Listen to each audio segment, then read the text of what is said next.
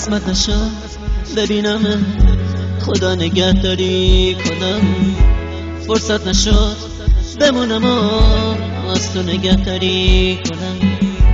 گفتم اگه ببینمت دل کندنم سخته برام، اگه یه وقت بگی نرو رفتن پر از درد برام. گفتم صدا تو نشنوم ندیدم از پیشتم، پشت سرم زاری نکن چی کار کنم مسافرم. من میرم ولی باز تو بدون همیشه یاد تو از خاطر من فراموش نمیشه.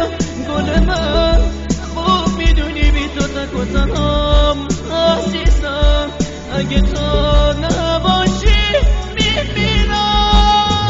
من میرم ولی باز تو بدون همیشه یاد تو از خاطر من فراموش نمیشه.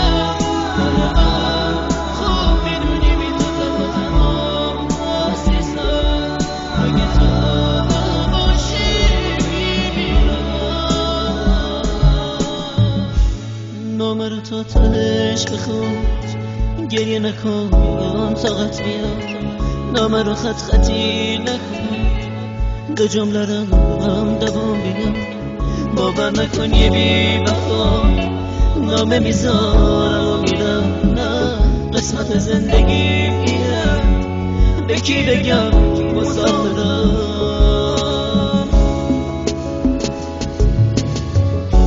سهم من از تو دوریه، تو لحظه های بی کسی قشنگیه، قسمت ماست که ما به هم نمیرسیم. من میرم ولی باز تو بدون همیشه یاد تو از خاطر من فراموش نمیشه.